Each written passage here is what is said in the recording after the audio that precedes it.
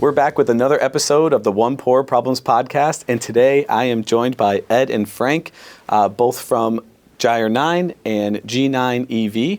Super excited to have you on the show today. I know we've had a ton of conversation already, but I think we have some really interesting things to talk about today, and looking forward to kind of hearing your perspectives of your journey to what got you here, and how you operate in the organizations that you run today. So. Again, super excited to both have you here. And before we dive in, I do want to talk a little bit about these drinks because yours is almost gone, and I am loving it. It's very refreshing and not something that is a typical drink of mine. So tell us a little bit why we're having As I said before, it's a great end of summer drink because we don't want summer to go away. It's also orange, which company color. As you can see by the carpet in here, we try to stick orange where we can. But it's actually a great drink to have today. Yeah. Well, and cheers, guys. Since you guys are both drinking tequila, I'm the designated driver on this one. Okay. Appreciate you keeping us in line, Frank. No this problem. This will be a good episode. I love it.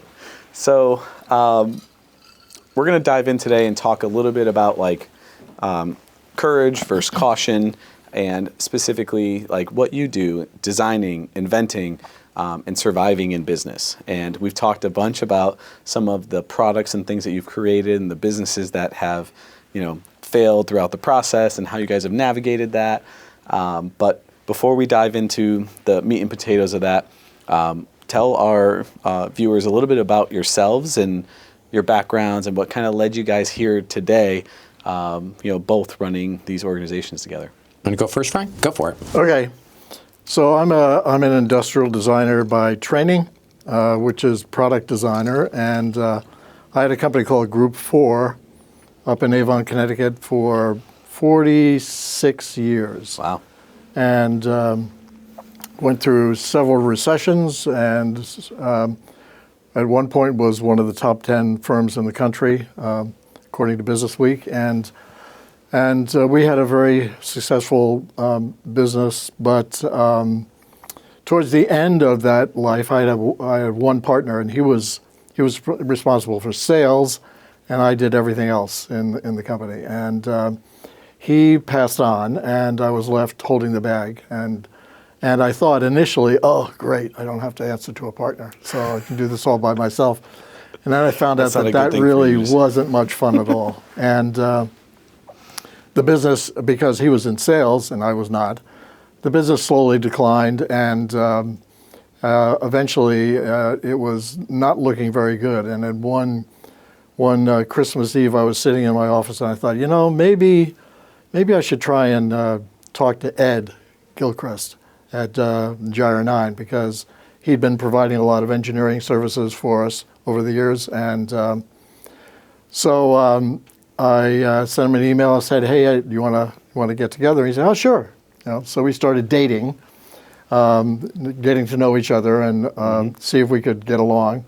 Yep. And then we tried selling our services together, which seemed to go pretty well.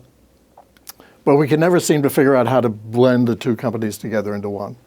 So eventually, I decided to just shut my business down and join his company. And the attraction with his company was, he did engineering, he did design, he did a lot of the things that we did, but he also had manufacturing. And as a product designer, that's my first love, is product design. And I thought, oh, that'd be really cool to be involved in a company that not only makes designs and engineers them, but actually produces the product as the end. So I said, "Ed, can I just join your company?" He said, "Sure."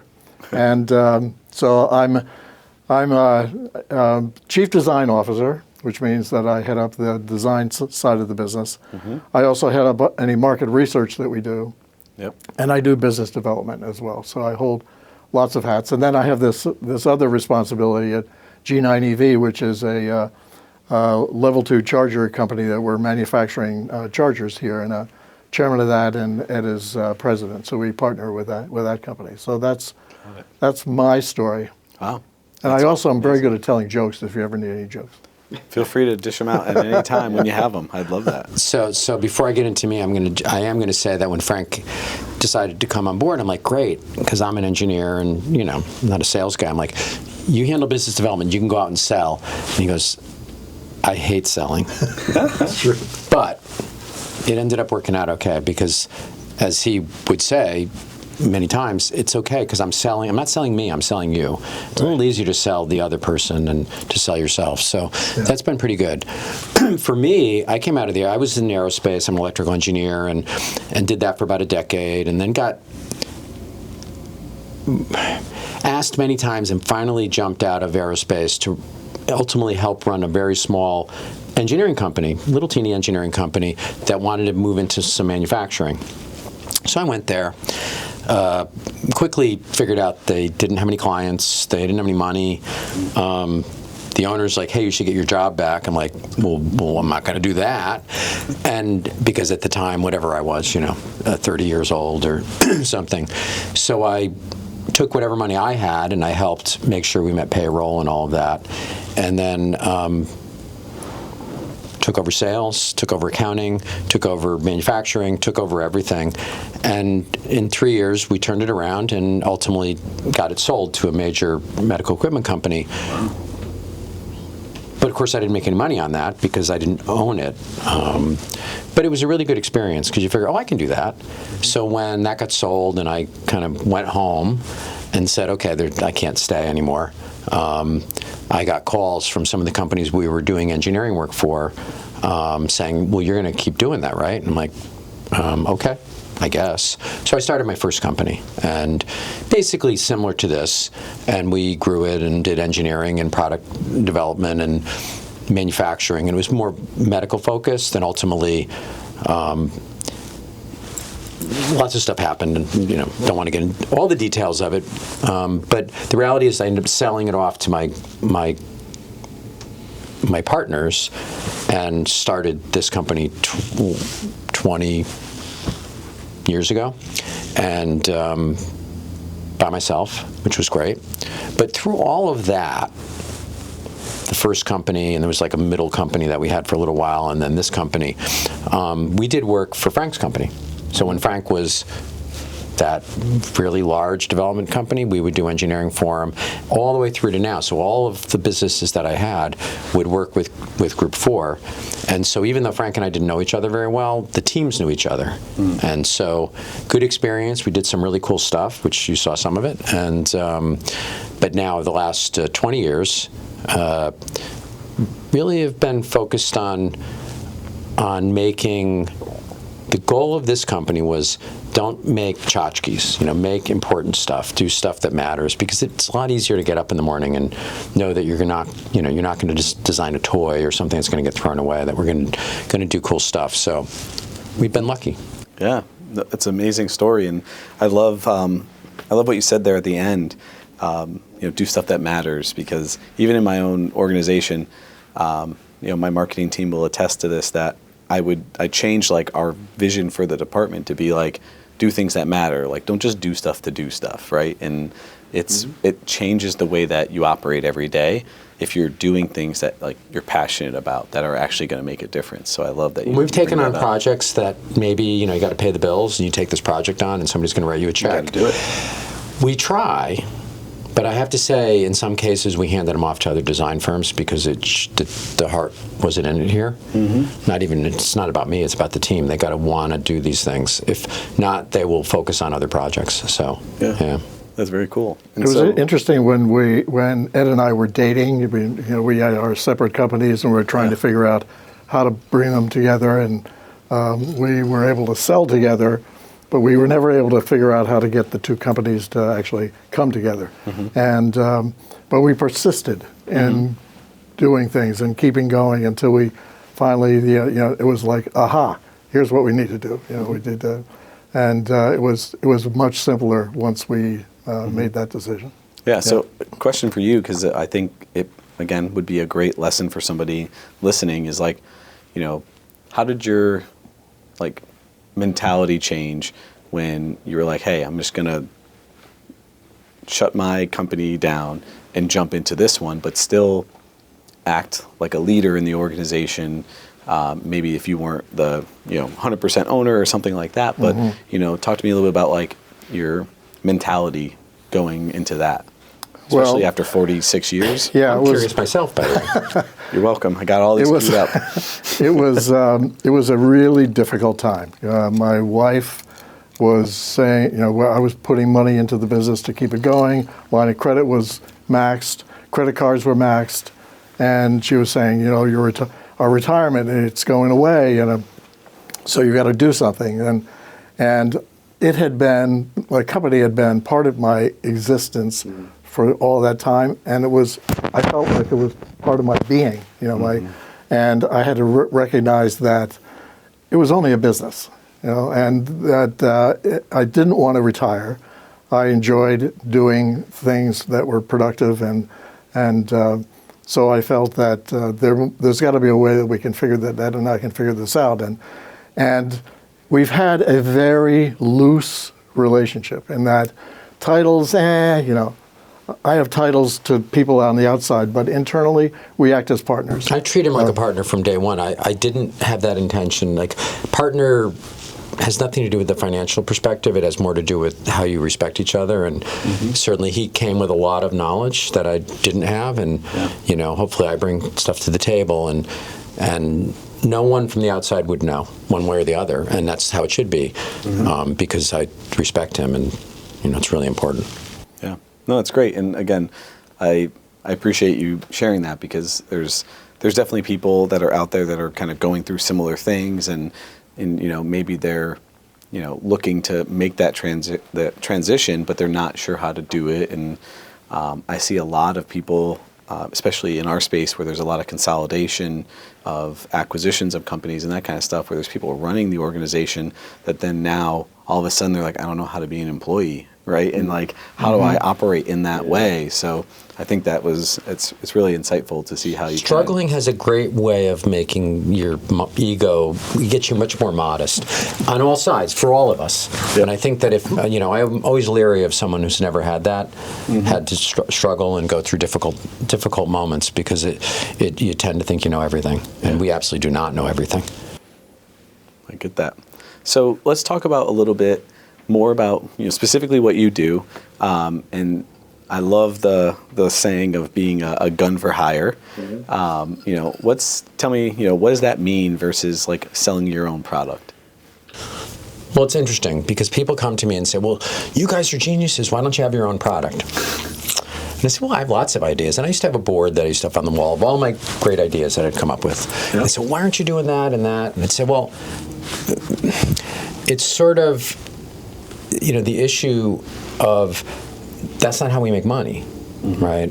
So just like the cobbler's son, right, doesn't have any shoes because he's busy and his focus is on making other people's shoes and doesn't always have the bandwidth or money or whatever to do it for themselves. It's really complicated to say, okay, we're going to take a huge chunk of our team and have them work on our own products or our own ideas.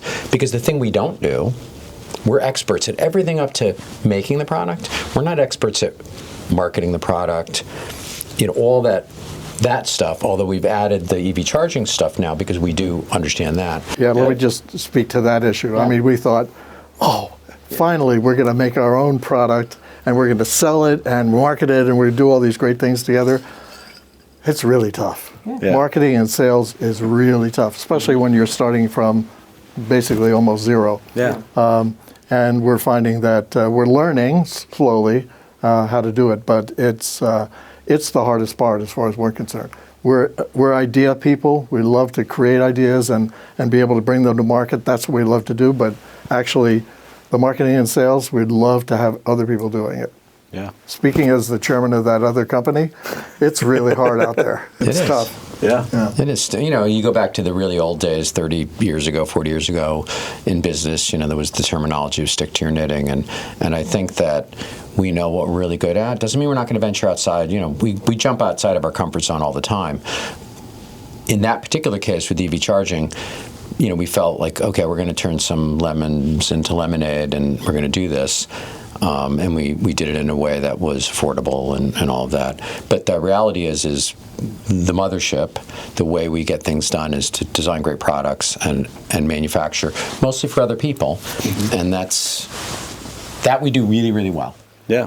So. And I saw that as we did the tour a little bit earlier, but talk to me about some of maybe some of the things that you're most proud of that you guys made and that you're like, oh, maybe these are, recognizable or something like that.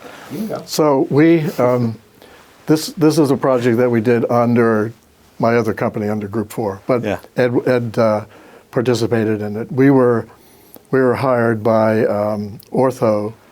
Scott's Ortho to do a mousetrap. And they had decided that they wanted to get into killing rodents.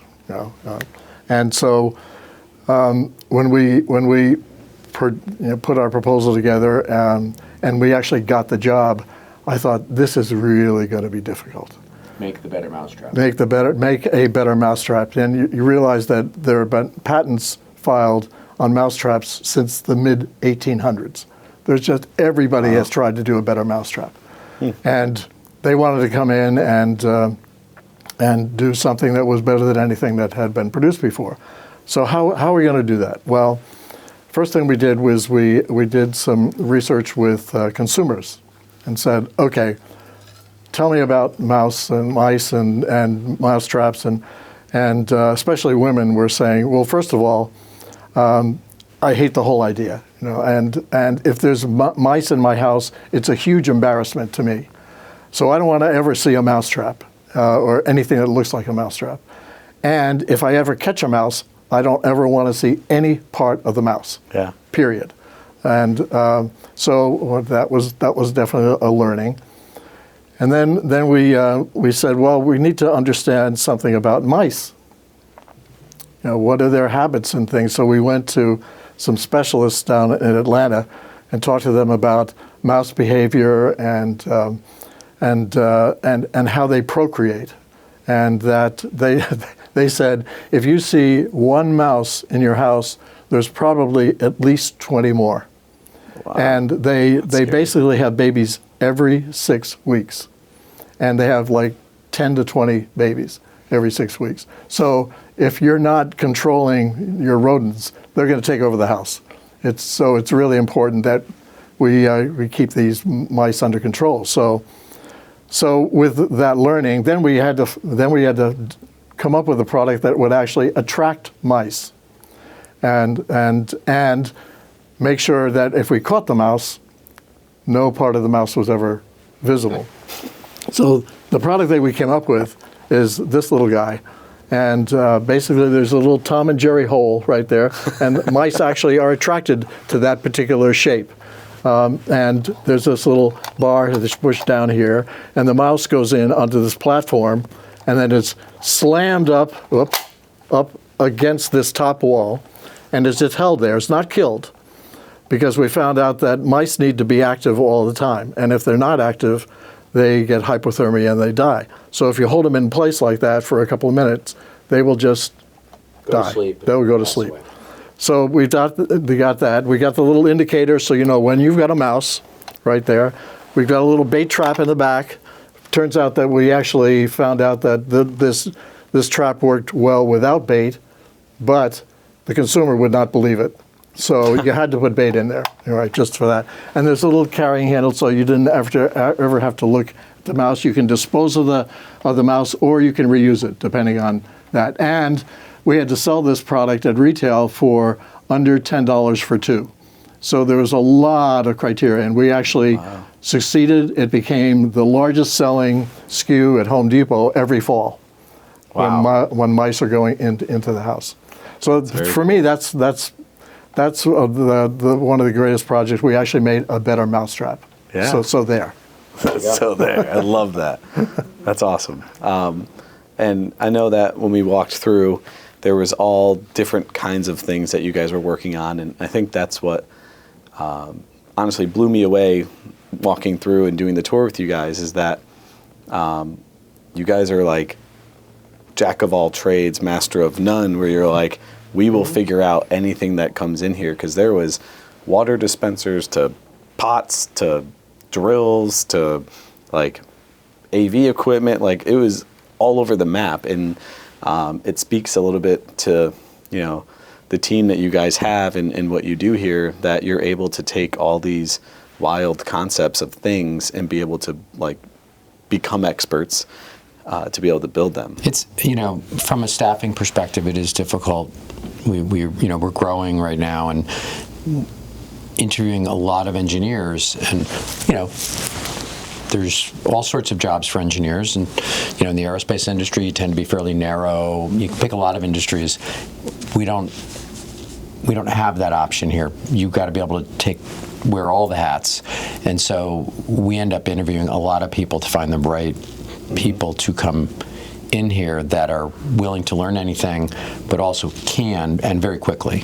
So that's an interesting challenge. So yes, the staff here is an interesting group of people who are can-do, multi-talented engineering people and designers. Yeah, and speaking of the team here, because there is 2 companies, tell us about the separation of those companies, or how they synergize together, right? Like, how does that blend of the 2 work? I'll jump in, and you can jump in after me.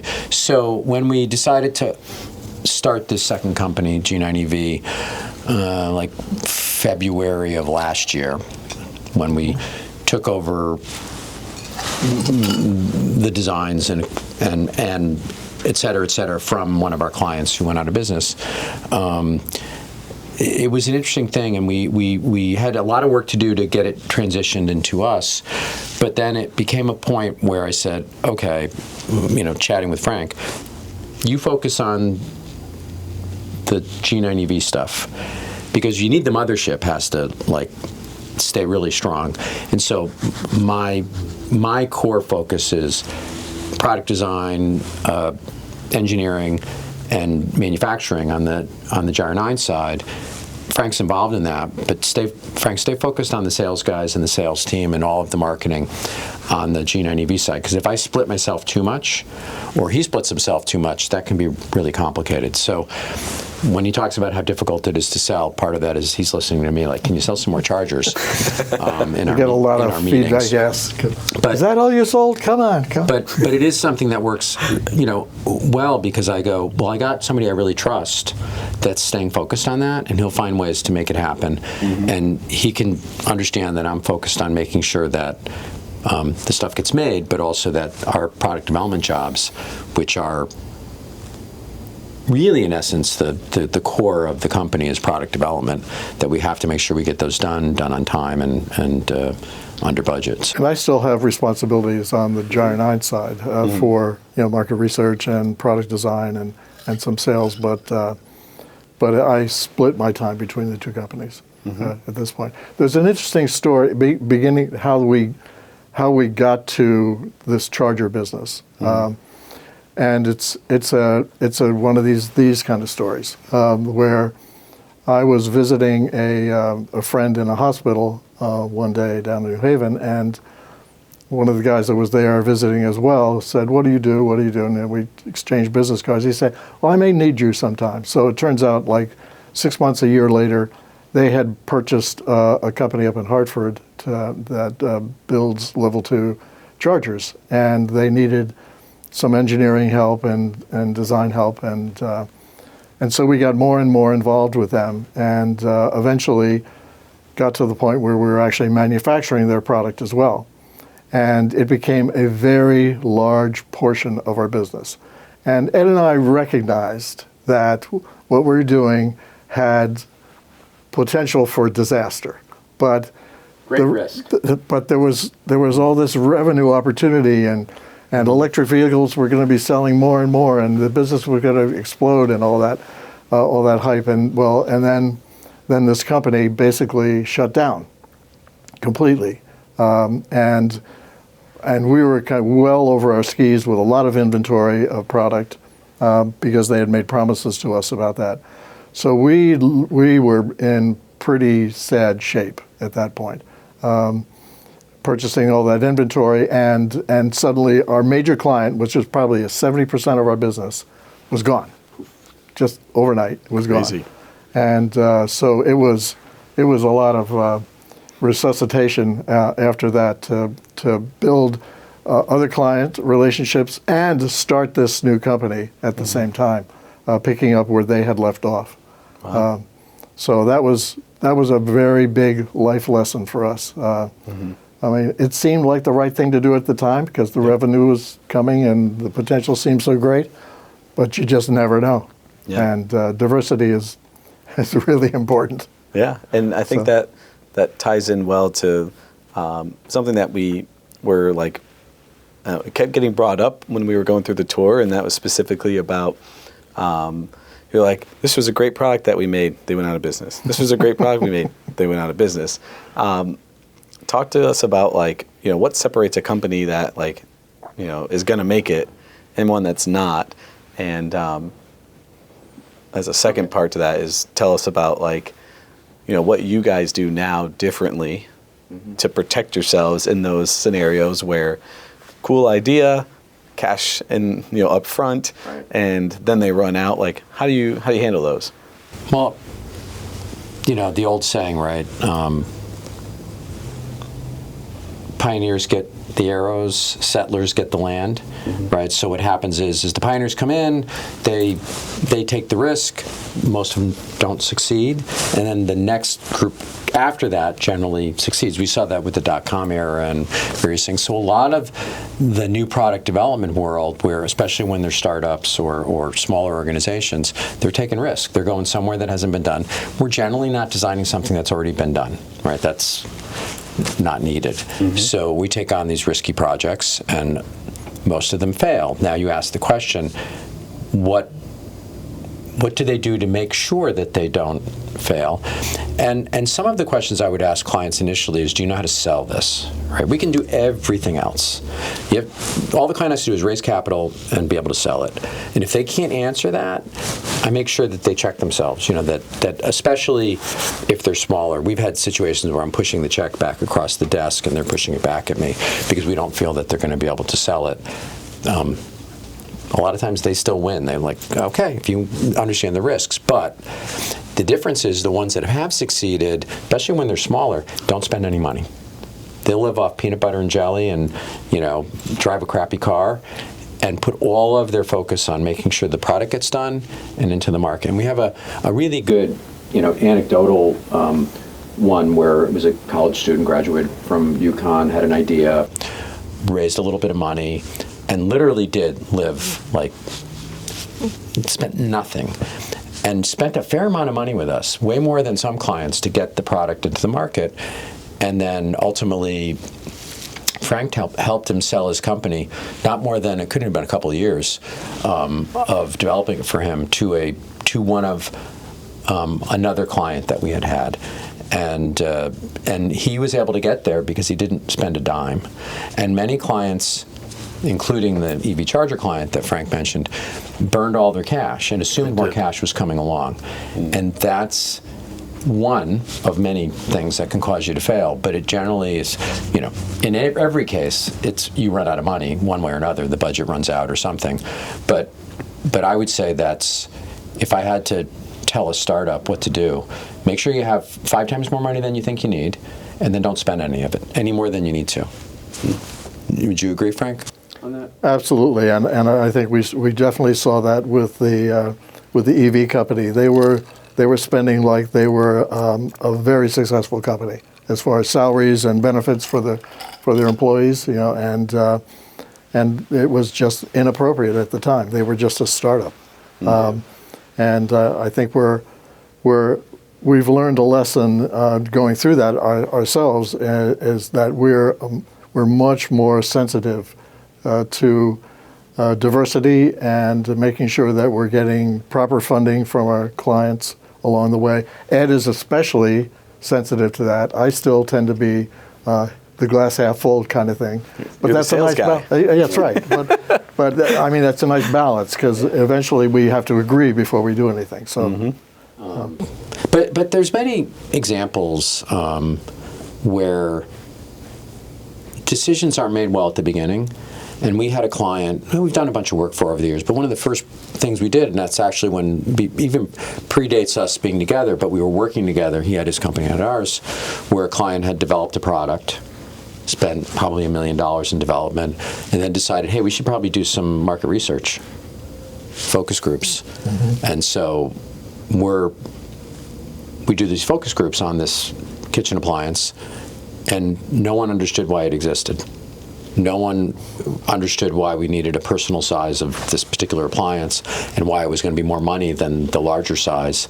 And it went on and on and on. And they had fully developed this, like fully engineered it, tooled it up. And in the end, it was like, there's no market for this product, and they had to can it. And that was one where they should have done that when the idea was an idea, not when it was ready for production. Wow. But at least they did listen to the research. I mean, there's a lot of companies that they'll nod their heads, thanks for the research, and then they'll just do whatever they want to do. Yeah. Yeah. And so it almost sounds like you're almost mentoring some of these entrepreneurs and kind of giving them your feedback and advice like throughout the process. And sometimes it might come at, the risk of them not working with you because you're like, guys, I wouldn't do this. The first thing we do, especially if it's a smaller thing, somebody comes in with this great idea, we'll chat with them, we'll take notes, they'll leave, and then the next thing we do is we do on our own nickel research, and then it's send them a bunch of emails that it already exists. Because people that think they have this great idea, that the market needs this thing, they never really want to look. So our first thing is look. And it was one thing recently where there was an idea, and I went off and looked, and I'm like, there's 5 companies already making this thing. Like, well, why do you want to pay? I'll do it, but why do you want to pay us to make another one when in reality that market's already being filled? Find opportunity where there isn't a product, or find an idea about making it better in some way, especially on startups.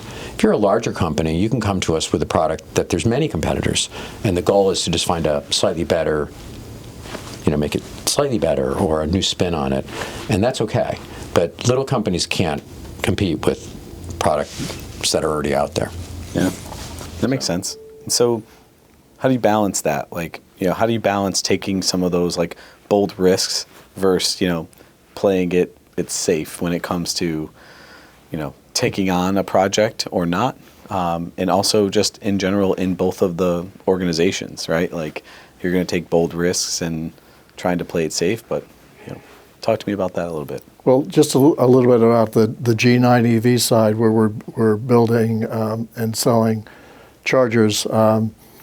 Because we have people within the Gyre 9 organization that have some of the skills that we need to support this startup, we're borrowing time from them. And there's an IOU that I have to his company for the time. So our overhead is very low as a startup, and it allows us to stay. We're watching companies go out of business in this industry right now. Like almost monthly, there's a new company that's gone out of business. Burned through tens of to hundreds of millions of dollars worth of capital. And when we decided to do this, it doesn't mean it didn't take money, by the way, it did. But the reality is we have a building, we're already paying for it. We have us, we're already paying for us. So we have space that we can, a production line. So all of that exists. So the net delta is really some of our time and maybe the salespeople we have to pay. Literally nothing else. So we're the lowest overhead EV charger designer and manufacturer probably on the planet. And with that, relevant timing for the conversation, especially about what you guys do, is with the EV tax credit going away and the outlook of what the EV landscape is. What is your take on that right now? I'll be the glass half full guy. Watch, and then you can be the bad. Oh, we're reversing. This will be interesting. One, we're made in USA, so that's an advantage in this marketplace. The tariffs are less of an issue for us. Two, we're sort of a boutique brand, so we will do custom product or near custom for people that doesn't exist out there.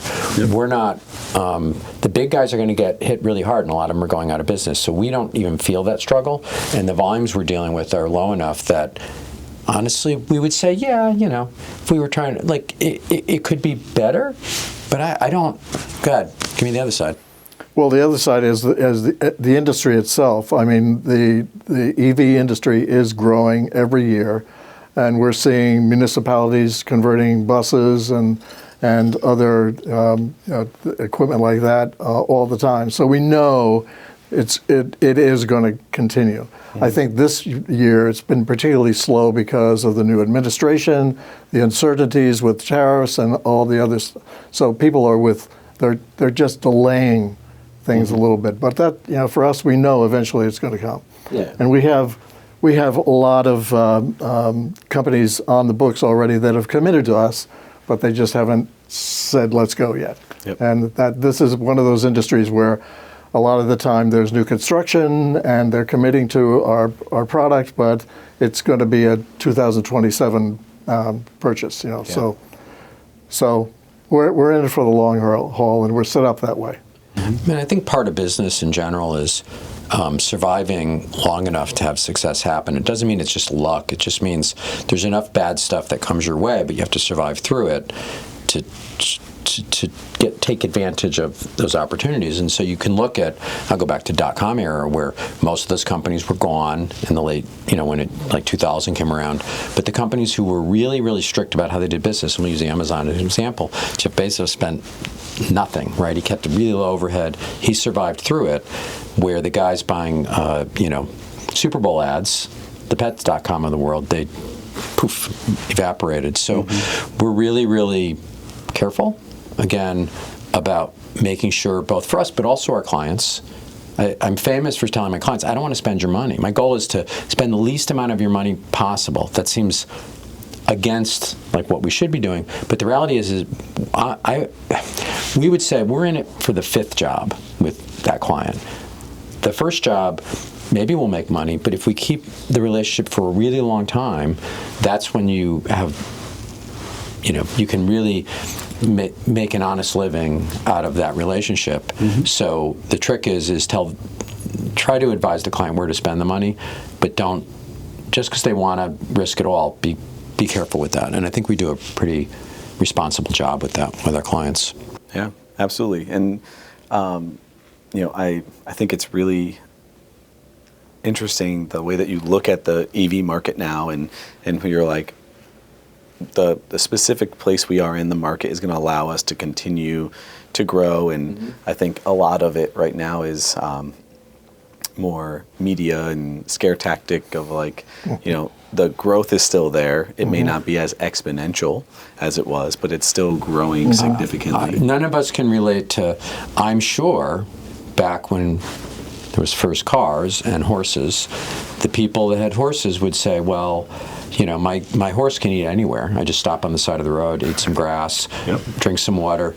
There's no gas stations. Where do you got to go to the pharmacy because gasoline's like a cleaning agent. You go to the pharmacy and you get that and you fill your car up and I got to crank the front of my car to get it started and the transition, although happened quickly, it was still something where there was a lot of pushback, I'm sure. I think we're in the same mode now. I mean, electric vehicles in the long run will be a much better technology, and we'll win the day. But there's just things that have to happen. Batteries have to get more energy dense. We need more ubiquitous charging. There's electricity everywhere, so that's easy. Different than if gasoline was invented today. You would go, well, where are we going to get that from? We're not piping it all over the place. Electricity's piped everywhere. Yeah. Suppose everybody had EVs, and I came along and I said, I've got a new technology that's really cool. What you do is you take this explosive material, put it in your car, and then you're going to take little bits of it and you're going to put it in this very complicated 3,000 part engine, and you're going to explode it, and that's going to provide power to your car. And so the EVs, instead of 3,000 parts, there's 15 parts, right? And the engines last 1 million miles versus a couple 100,000. So you would never go back to gasoline-powered products because the EV products are so much better long-term and environmentally pouring a toxic material into your vehicle. Yeah, and I think that that's an easy way to look at it, where you'd think if it was flipped around, and sadly, of course, it's become political, which it shouldn't. But I do think we'll see. I'm an electrical engineer, so I'm not religious about this, but I do think that as the technology advances, it's going to be much cheaper to manufacture electric vehicles. And so, but again, if it grows at a very slow pace, it's okay. And oh, by the way, since the cars are going to last many, many hundreds of thousands of miles, there's going to be a lot more of them on the road versus gas engine vehicles where, you're happy if you get 200,000 miles out of it. So, for sure. So they're going to be around for a long time, and we just need a little piece of it. We don't need the whole market. Yep, I like that. And so this is actually a good pivot into the next question that I had, where we're talking about like innovation and how you, are pushing your clients for more,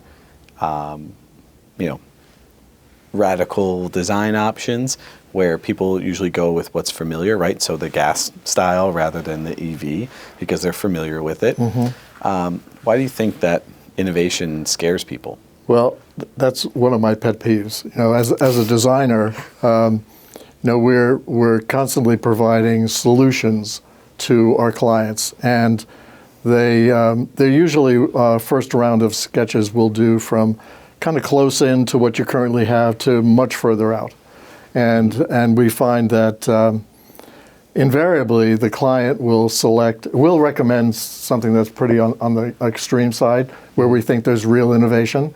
And the client invariably will say, well, I just want a little improvement. Just incremental improvement is good enough. And we think that's just a waste. I mean, that's not the way you really make progress, by incremental improvements. So I find that clients lack courage when it comes to really pushing the envelope. Clients, don't listen to this. We're not really complaining about you. That's bold. That's my personal That's complaint. bold, but I like that. That's my personal complaint. They use market research to help them not make a decision.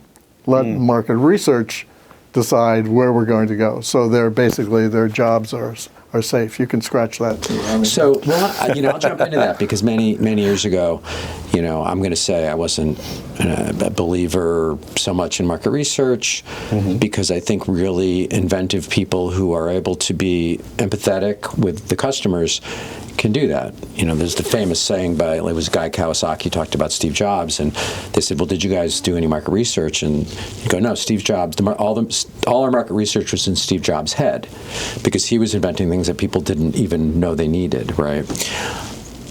So maybe I was on that side. And then I got involved with this guy, and they're doing a lot of market research, and we would discuss back and forth, and then there was a moment when, whether it was Frank or one of his team said something to me like, look, if you're dealing with a large organization, big companies, and this is a middle management guy who's deciding that they want to do this new product,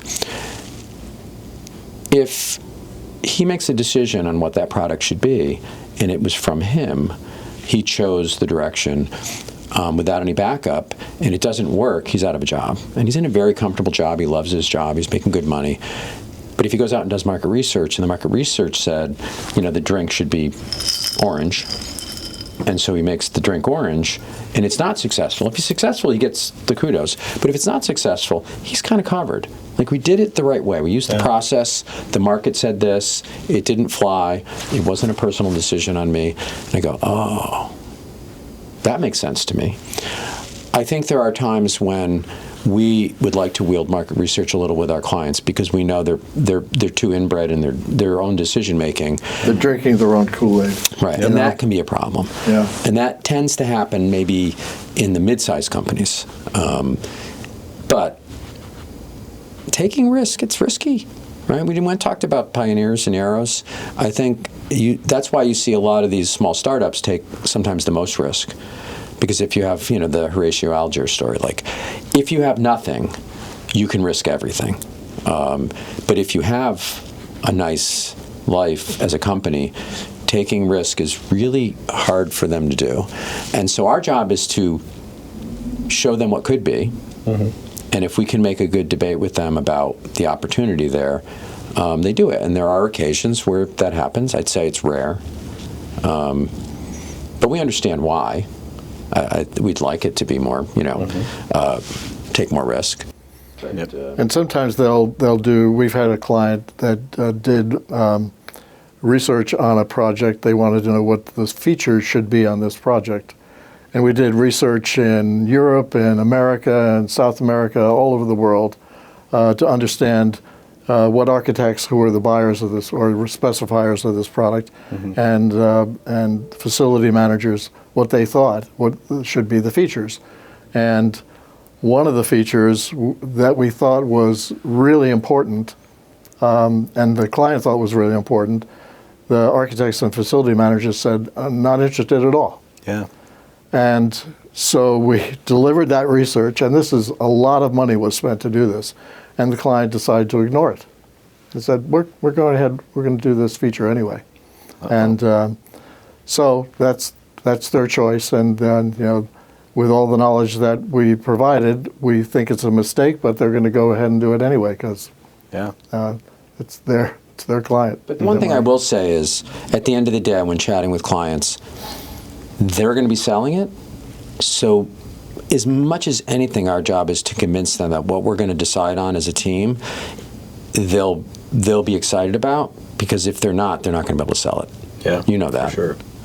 And so there's times where we'll bend and give them what they want, because we know at the end of the day, the salespeople and that team will pitch. Whatever those features are that they think they want that maybe the market doesn't think they want, it's okay, because they're going to sell the heck out of it. And that in itself can make something successful, Yep. And so I believe that also. I think that's, we've seen that to be true. Yeah, and it's funny because I see the same thing in our business, where we go into clients and we talk to them about, like, all right, tell us how things are now.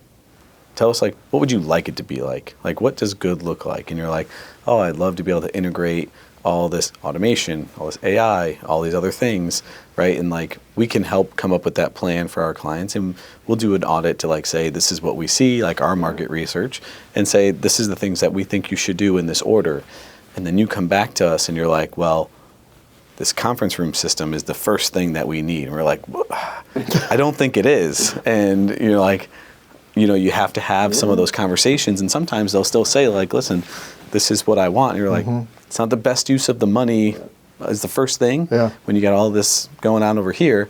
But it is interesting to, like, people will make decisions based off of their own biases and things that they believe. And so I'm sure that's something that, like, you guys have to spend a lot of time trying to balance, like, market research and gut reactions, right? Like, how do you balance those, like, especially from your side, where you guys are the ones that are the experts with coming up with the product and doing the market research and telling them, hey, this is what we think you should do, and then they're like, well, it isn't even just feature sets. In some cases, it's what it's going to cost to manufacture.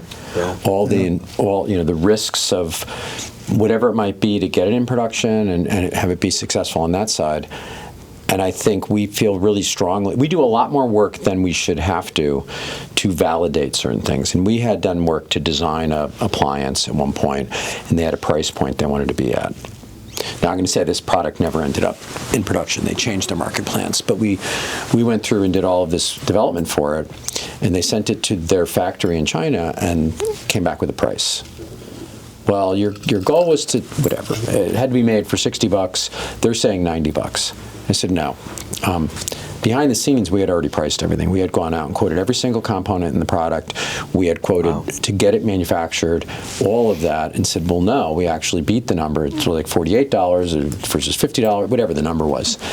And so we work really hard to do the extra effort, because you never know. Like, again, there's things we don't understand sometimes about, certain manufacturing processes, and we have to learn. But put the effort in, and that's how you can sell, like, on the idea. Like, if we can show them, and sometimes we'll make quick mock-ups of something that isn't even in the plan because they're debating with us about whether that's a good idea of a mechanism or something. We'll say, here it is, there it is. And they go, oh. And we don't always win those arguments, but the reality is we can't be passive about it. If you worked, forget us being a consultant, if you work within a company and you're, whoever you might be, an engineer or designer or something, you got to always be selling your ideas. Also be willing to listen, like if it's a really bad idea. Mm-hmm. When we do focus groups, we like to do them early in the project when we're still in the conceptual phase. And designers have done their absolute best to understand the end user, what the need is, and they'll put their sketches out there, and then they're great. And then the consumer looks at these, and sometimes they just pan them completely, right? Yep. And the designer is sitting behind the glass listening to this, and you can just see them just kind of slowly scrunching up, like, oh my gosh, we got that wrong. Mm-hmm. But what we find is especially with focus groups, I think, you hear the emotion behind. It's not just a quantitative number. So we get the feelings behind their opinions, and they're that's very, very helpful in the development process going forward. Yeah. And we're always learning from those groups. Even if they pan everything, and we have to need to have really thick skin. Yeah, because we're getting critiqued all the time, and that's okay because we're not right all the time. Yeah, there's no one way to do something. There's no right answer to something. We hope we're generally on the side of correct in our choices with our clients, but I think we generally are. I think that having done this for so long and survived in the market and been successful kind of proves that we've done an okay job, Yeah, for sure. Yeah. So as you talked about before about the style in which you guys will take on projects, you'll manufacture in these sometimes smaller quantities to larger scale projects. But how do you manage the too much work and not enough work within the organization? Well, I can tell you, I love it when there's too much work, right? Because then I can relax a little bit, right? I love the sales mentality. I love it. But I think that's a real problem, and I think a lot of it has to do with delivery dates. Everybody wants their once they made a decision to commit to us, when can I have it? When can I have it? It's always they're very impatient about getting results, and at the same time, if we're really busy, we have to extend those dates in order to fulfill the requirements because we've got other things in the queue already. So that's a very difficult balancing act, and I think one of the things that I found in Ed's organization at Gyre 9 is he has project managers. So the designers and the engineers are not necessarily talking to the client on a regular basis. We have a single voice through the project manager, and they're very good at smoothing things over and just also making sure they're listening to the client. Holding clients' feet to the fire because they'll make changes and want, and we have to keep updating them on that's out of scope. Where engineers will just go run off and do it. Yep. Right? That makes sense. Yeah. Yeah. So I think they're a very valuable resource in keeping the communication open as we're missing dates and pushing things further out in order to get things done. And if we're really busy all of a sudden, there's no way we're going to be able to hire people to help because by the time they're on board and productive, it's 6 months and we're on to the next stuff. So we got to do it with the people that we have. And we don't want warm bodies. We don't hire warm bodies. We have to hire people who are really good at what they do. I think, which makes it difficult in general because when you do go on the downside of that, you don't want to just immediately shrink because these are really, really competent, capable people, and it's going to go back up. So generally, what you need, and we have, is we don't only use our in-house people. We have other consultants we can bring in for certain tasks so that kind of smooths out but then, a lot of times the humps are bigger then even that works. So, but that's a good problem to have. And the swing down, you let attrition happen, and you try not to. We had a major swing down when we lost the one, our biggest client. But let me just say something about the way Ed has managed his business versus the way I managed my business. Mm-hmm. And I guess it's part of my German tradition, but I wasn't open with my employees very much. Everything was always good, and never anything to worry about. It's all good. And I come to Ed's company, and Ed tells them everything, all the time. I want to see him cringe what I'm saying. It's like, wow, what are you doing? But I think with the communication so open, they feel like they're part of it, and there's no guessing about what's going on, and no surprises. And I think they respond very well to that.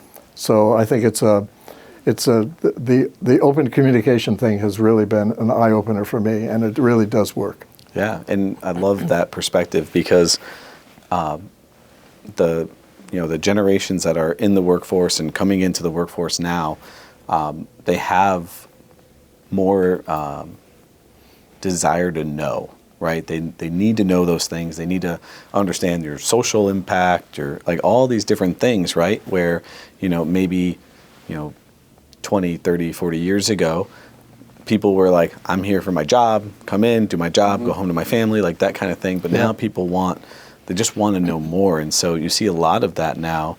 And I do think that, one, you have to adapt.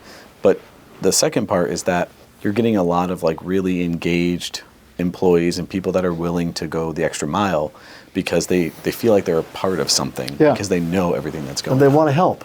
I mean, they're offering suggestions to help, and let me do this, let me do that, where otherwise they wouldn't know what to do or how to help. So kudos to Ed for doing that. Yeah, for sure. I way back when my company got bought up by another company, and I was on the management team for a little while. One of the things about that, we had this, it was kind of a rolled up with a much larger company. This was a very short span of time, like a year. The way that was managed, we had all of these executives sitting at the table, all highly paid. I was one of them. But there was no sharing of information. Nobody knew financially how the company was doing. And basically you had a whole team of very well-paid people that were clerks, basically, do what the owner said. And I remember critiquing him at one point, which didn't go very well, by the way, that none of us know how to make decisions because we have no knowledge. And he said, well, I don't need you to make decisions, just do what I ask you to do. And you're like, oh my God, you don't need these $150,000 a year people plus save money because we're not making any decisions. And that ended that relationship really quickly. But it was my perspective that, and then they sold that company. But if you're gonna treat everybody as an adult, and treat them that they can make good decisions. It doesn't mean everybody can, but we start there, and then help them when they do need help because maybe they're not making a good decision with all the information we gave them. Yeah. I'm not going to say it's easy. It's actually harder to do. It's not the amount of people dealings that you have to do. It's a whole lot easier if you run like the military. Yeah, I definitely get that. So tell me, as we kind of transition here out of the episode, I've gotten a bunch of little nuggets from you guys, so I really appreciate all the things that we've talked about. But for the people watching, I would love from each of you a piece of advice that you would give to entrepreneurs about, staying courageous while, also making sure that they're keeping the lights on and giving their product, the best opportunity at success. What would be your key piece of advice, one from each of you? Well, let me start by just saying that I think you have to be passionate about whatever you're doing. If you're just, well, I think I might like to do this or do that, you're never going to make that. You have to be passionate about it. And you will find that despite all of your predictions about how successful you're going to be and how soon it's going to happen, it never happens that way. And there are always huge bumps in the road that could turn you off. And so you really have to be completely dedicated and willing to put up everything if necessary for this venture. And don't listen to what other people have to say. I mean, it's not their business. It's your business. It's your idea. And everybody's great at giving advice, but they're just walking away and doing their own thing after that. So if you believe in something, don't listen to other people and stay with it as long. You hear about these people that write books and go to 20 publishers and get rejected by 20 publishers, and finally somebody says yes. That's, you're passionate about it and you believe in it and you stick with it. And I think to me, that's the most important value. I love that. I would say it's not universal, because there are certainly businesses that should focus on this, but I would say don't go into business about the money. And when people ask me, "How is it great? Have your own business?" I want to have my own business. What do I need to know? And I would say, well, one, hopefully you don't need a paycheck for a few years, because it'll take you a few years to get this thing off the ground. And do it because you like the work. And it doesn't mean you're going to be successful. It's not a guarantee. But if you're doing it because you like the work, I would do this job for free. I would do this job if I won lotto tomorrow. I would come back and still do this. Because it's really great. The people I have on the team are great. It would take a lot of stress off, by the way. But the reality is it's the same. It's what you want to do. And then make sure you, again, we talked earlier, don't spend all your money.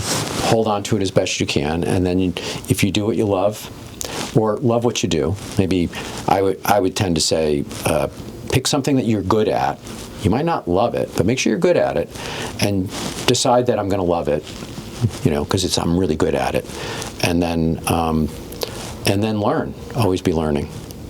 I'm still like a student. I don't know what I'm going to be when I grow up. So, those are the things that you want to embrace, right? Yeah, I love it. Well, thank you guys. I really appreciate all the time and the wisdom here. I slowed down to try to let you catch up, so. You did. I appreciate that. That was great fun. Thank you. Yeah, this was a blast. Thanks so Appreciate you much. guys.